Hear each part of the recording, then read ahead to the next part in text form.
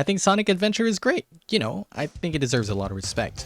It's the first 3D Sonic game, depending on who you ask, but above all, it's the first game to debut what we now consider as modern Sonic. Along with Sonic Adventure came these iconic illustrations. They're just silly little dudes with their cool action poses. But there's something interesting about these illustrations that you might not know, because when you zoom in on them, you'll find that why don't they get pixelated? Today, I'll be breaking down what makes these illustrations unique and teach you about the basics of vector art so you can make your own artworks in the style of Sonic Adventure. Welcome back to Render Breakdown!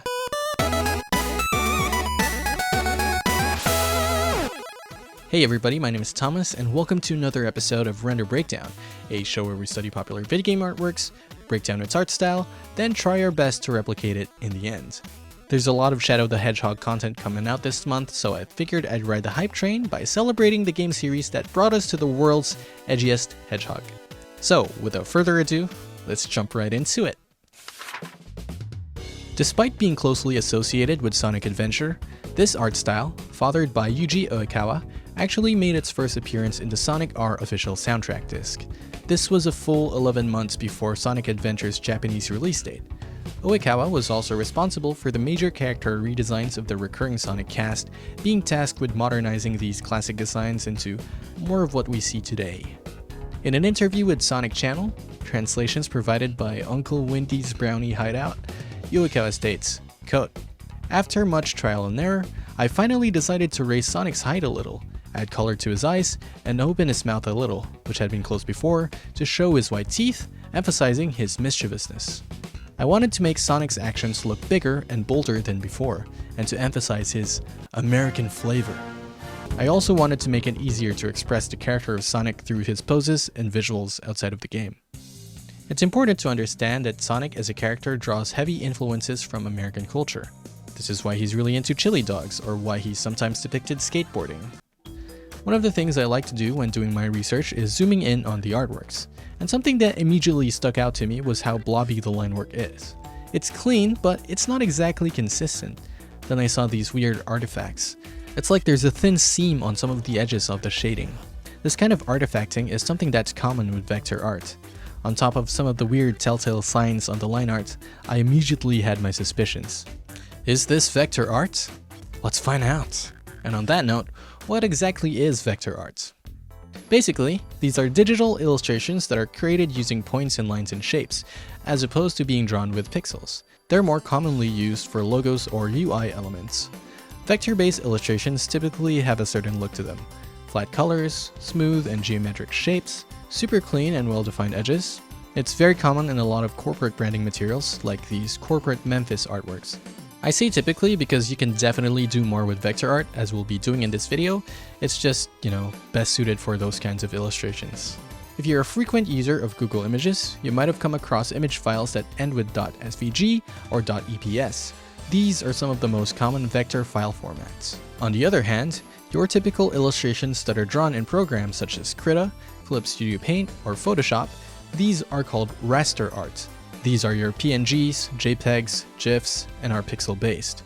You can think of vector art as a flattened version of 3D.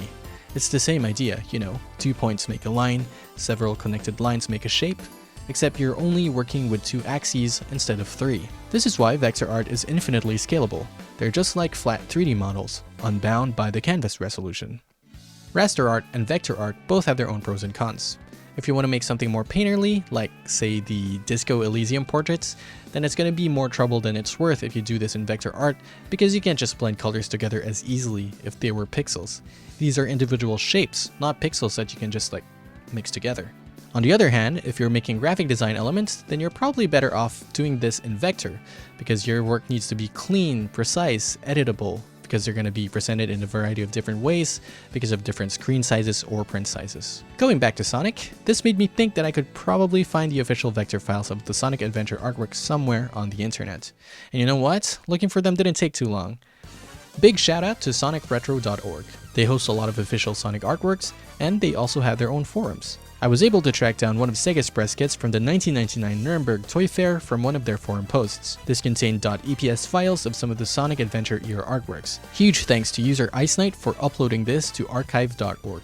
Something curious about the Sonic Adventure vector files though is that they're only ever available in the flat versions without the shading.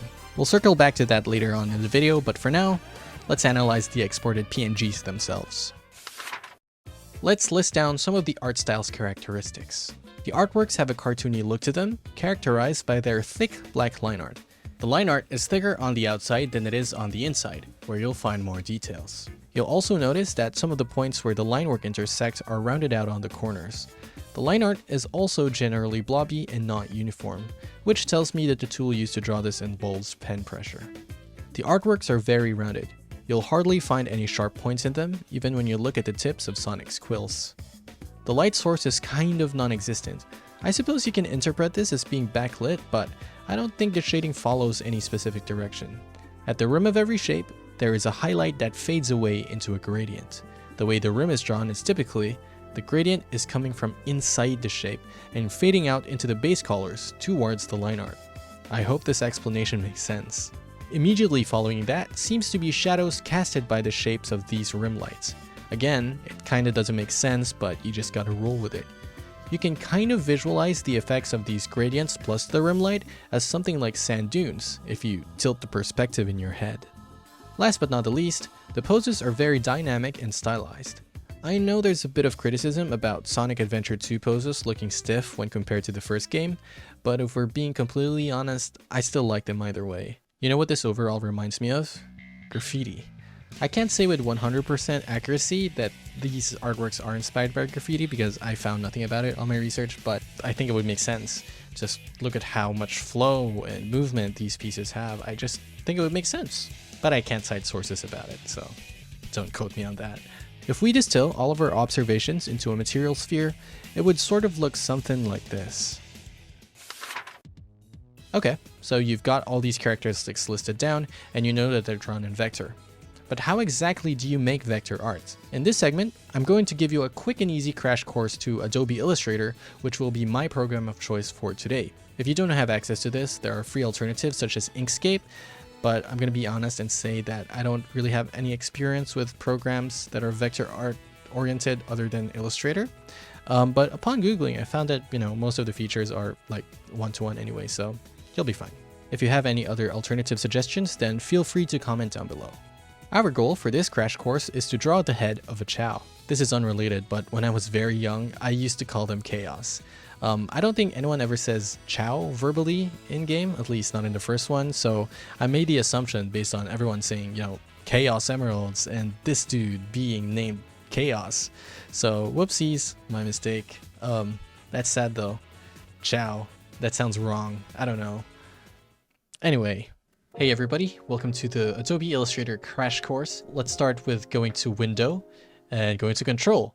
Make sure you have this ticked on so that we get this control options at the top of the screen. I've already gone ahead and imported our sketch of the Chao's head from Clip2Do Paint. So first of all, I'm going to teach you about the shape tools.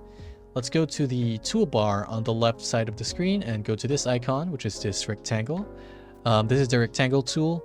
If you hold click it, it'll drop down a couple other options, which includes the ellipse tool, which we will be using. You just click and drag anywhere on the screen to make the shapes. You can hold down shift and then click and drag so you can keep the proportions of the circle perfectly. If we focus over on this area over here, this is called the fill and stroke area. The box on the top dictates the color of the shape, and the box below it, if you double click it, you can change it, dictates the color of the stroke. Over here on the top, we can make it like 10 points, and that makes it thicker, etc, etc. Next up, I'm going to teach you the difference between the selection tool and the direct selection tool, which is pretty important. The selection tool selects the entire shape or group of shapes to move around. If you have the direct selection tool selected, you can grab an individual point. You can select this like point on a shape and drag it around and manipulate a shape this way. If you go over to the selection tool and try to manipulate the points, you'll see that you can't see the individual points anymore in the handles. So yeah, just something to keep in mind, Let's go back to the ellipse tool, and we're gonna actually make the fill color of this shape into nothing. And we're gonna trace over our sketch like this, and then we're gonna change the stroke to something like 13. That looks about right. and that will serve as the outline for the Chao's orb thing. Now, we're gonna make the line art for the Chao. The paintbrush tool and the blob brush tool are kind of similar, except for one key difference. So if you draw with the brush tool, it makes a stroke, basically, which means you can change the stroke width into something like that. The blob brush tool is the same idea. You know, you can draw with it, but instead of being made out of a stroke, it's actually a shape now. You can see that like there's no thin line at the middle and the points are outside of the shape, which means stuff like that. Let's compare it to the brush tool again. 15. And if we manipulate that, it's like that.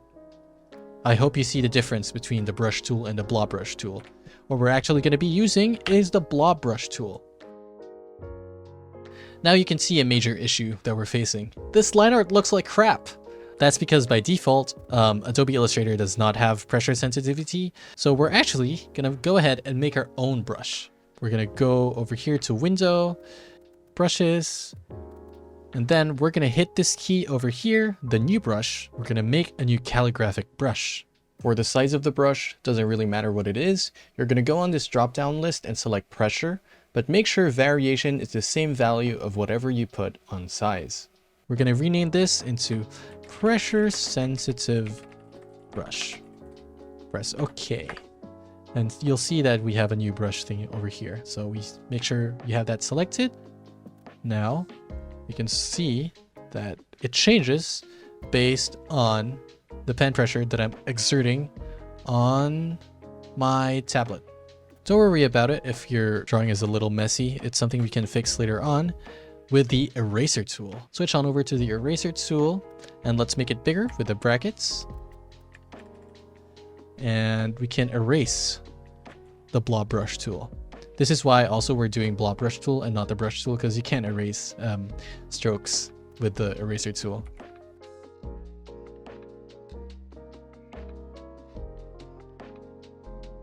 Okay, I think we have the rough line art for the Chao's head complete.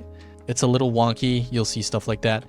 There's an easy fix for that. Let's select just the head of the Chao. We go to Object, Path, and then we select Simplify. And then we can make it so we have less points to work with, which smoothens out all the imperfections of the Chao's head. Next up, we're going to do the base colors of the Chao's head. First off, we're going to do the circle orb thing at the top of the Chao's head.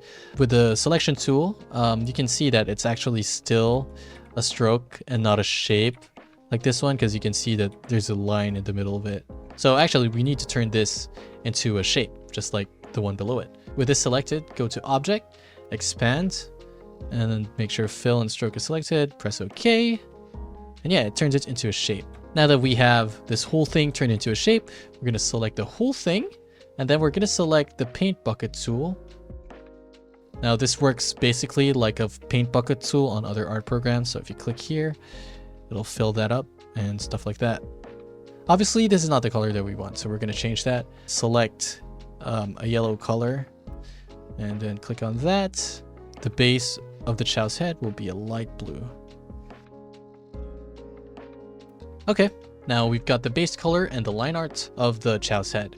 What we're going to do next is actually select everything and go to Object, Expand, OK, just so this time we can manipulate the shapes once again. Earlier when we were doing the bucket tool, it turned the shapes into a live paint group.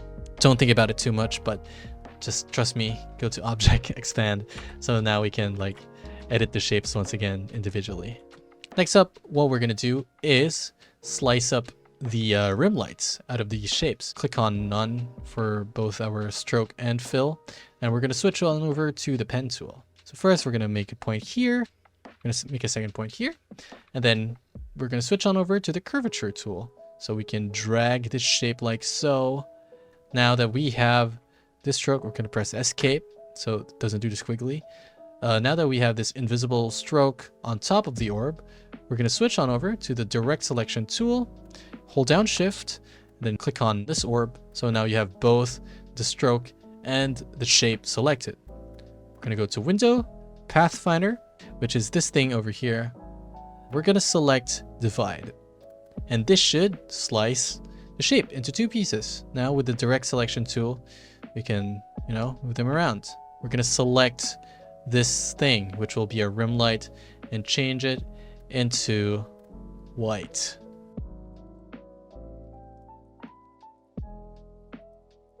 We've got the base shapes and the line art and the rim light all worked out. So now we're gonna actually make 2 extra layers: line art, rim light, and base color. We're gonna select with the direct selection tool all the black shapes, which would be the line art, holding down shift click so that it selects multiple. And we are gonna press Ctrl X so we can delete it. And then go to the line art layer, press Ctrl Shift V to paste in place. Now we're gonna go back to the base layer, and this time we're gonna select the rim light. So select that with the selection tool, this, and this. Make sure to hold down Shift so you can select several, and then Ctrl X, go to the rim light layer, Ctrl Shift V to paste it. And now we have all of these in separate layers. Next, what we're gonna do is go to File, Export, Export As. Then, you know, we can save as file type PSD. You can rename it to whatever you want, Chao. Press Export, and then keep it in a high PPI, maybe 600 is good. Press OK. Then it's gonna make a Photoshop file. All right, so we've switched on over to Photoshop. This is what the file looks like in Photoshop. Basically, it's pretty straightforward from here on out if you know how to use Photoshop. And basically, what we're gonna do is just paint over it.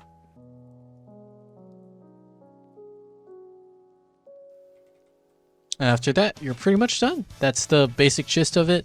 You can do like adjustments and whatever. Obviously, it's a little wonky because I'm just making this for a tutorial. But basically, that's a crash course on the pipeline from Adobe Illustrator to Photoshop for making the Sonic Adventure artworks. There are ways to make gradients in Adobe Illustrator without having to go to Photoshop, but it's a bit more involved. We'll talk about that later. If you followed along with our little crash course exercise, then you should now have a basic grasp of Adobe Illustrator's various tools. But if you feel like you still need a more in-depth guide, then you should check out today's sponsor, Skillshare. This is probably not the first time you've heard of them, but for good reason.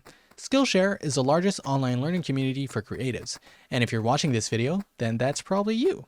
They have thousands of curated classes across many different categories, not just in art, but also stuff like 3D modeling, game design, programming, music production, etc.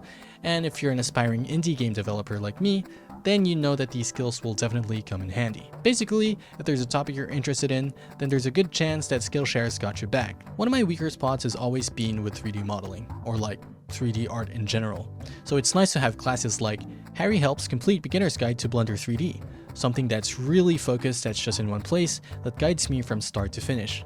It's been really helpful for brushing up on my 3D skills, especially when making characters and environments is something that I will have to be doing consistently when I eventually make my own video game. The first 500 people to use my link in the video description down below will receive a 1-month free trial, so you can check out what Skillshare is all about and see if it's a good fit for you. Massive thanks to Skillshare for being the first sponsor of this channel. I do believe that they're a good fit for the show. Now, back to Render Breakdown. For this episode, I've decided that I'm going to draw the Star Fox crew in the Sonic Adventure art style. Thought it'd be a good fit, you know, since they're all anthropomorphic characters.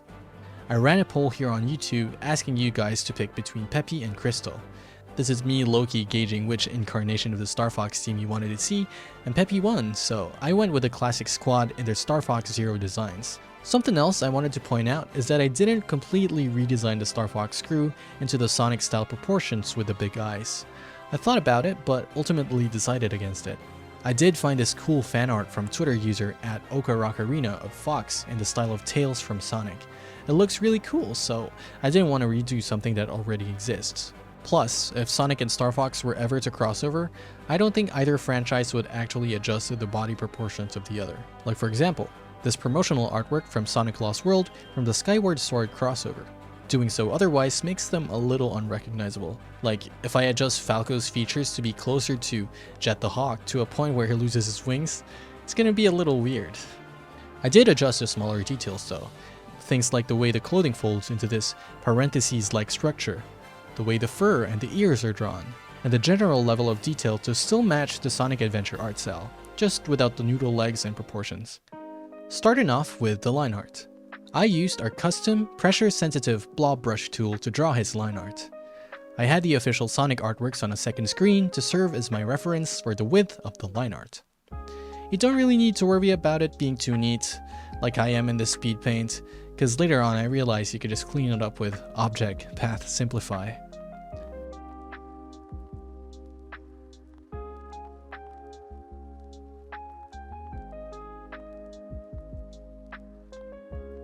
Now replacing the flat colors with a live paint bucket tool.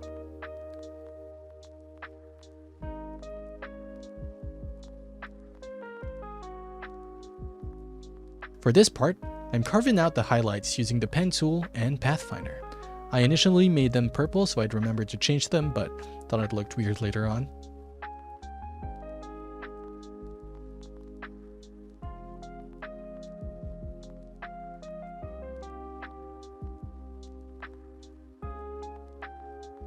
Switching over to Photoshop. This is just me doing the shading using a soft brush.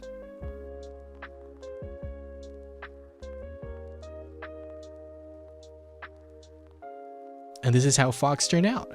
I think it turned out great, but I want to show you an alternative way to do the shading without switching over to a different program. I'm going to teach you all about the Mesh tool. This tool allows you to place gradients on any part of a shape, but every time you add a point, it adds grid lines onto the shape. This is best used on simpler shapes like squares and circles, and you're really able to get in there and define the shading of objects with it to a realistic extent. But it's a little finicky to use overall and gets really fucked up when used with complex shapes. I suggest you start clicking from the edge of the shape first so you can slice them into manageable areas. Then you can click on the slices to make the grids. Switch over to the direct selection tool and click on the points made in the mesh, and you can adjust the color of the gradients one by one. I suggest you keep the number of grids to a minimum so you don't have to click and adjust too many points. Back to Star Fox, I have Slippy's line art and base color prepared here. Let's start with slicing out the rim light from the base colors, like we did earlier with Fox. And this is just me using various gradient vector techniques to achieve the look we're looking for.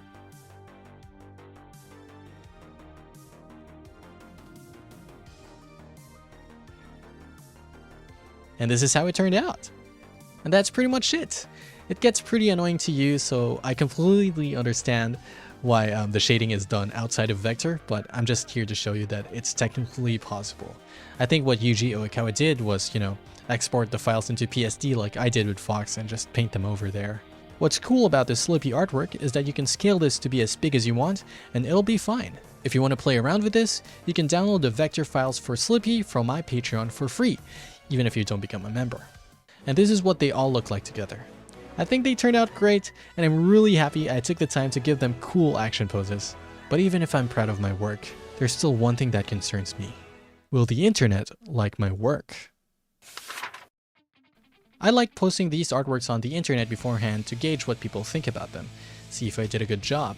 In the creative process, this is how I get second eyes on my work and get feedback from them, and see if people catch anything wrong with them. I posted Fox on Twitter to see how people would like him, and it seemed like they really enjoyed it. It got 3K likes, so I would consider that a success. One user pointed out that I should have used the Star Fox adventure outfits for them, and in hindsight, they're right. It would have been funnier if I did that. Oh well, can't change it now. If you like my work and you're interested in downloading the project files for the rest of the Star Fox crew, as well as all of my previous render breakdowns, they're available on my Patreon's lowest tier, which is $2. I've also enabled a 7-day free trial for them, so technically you can hop in and out and grab the files for free if you really wanted to, but I'd appreciate the support. If you want to support the channel without spending any money, then you know what to do. Leave a comment, like, and subscribe, all the things that would boost the video's maximum engagement algorithm thingies. But other than that, yeah, thank you so much for watching. Thanks to this one patron, and thank you for sticking around. I plan to upload videos monthly going forward. In fact, the next video will be on the 24th. You don't have to wait very long. And yeah, I'm really excited for it. It's a really special episode. And yeah, I feel like YouTube's been nice to the channel for the past couple of weeks. A lot of new people, so thank you. Hello. I hope I can ride this wave of good fortune for as long as possible. And yeah, I don't know, I'm just really happy to finally see a path forward for the first time in a long time. Thank you so much. And yeah, leave a comment down below which video game art style you want to see me do next. Other than that, that's gonna be it. Thank you. See you on the next one. Bye bye.